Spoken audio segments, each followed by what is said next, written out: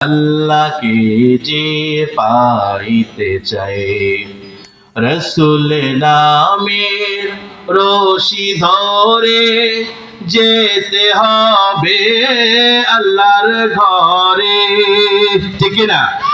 রসুল নামের রশি ধরে যেতে হবে আল্লাহর ঘরে।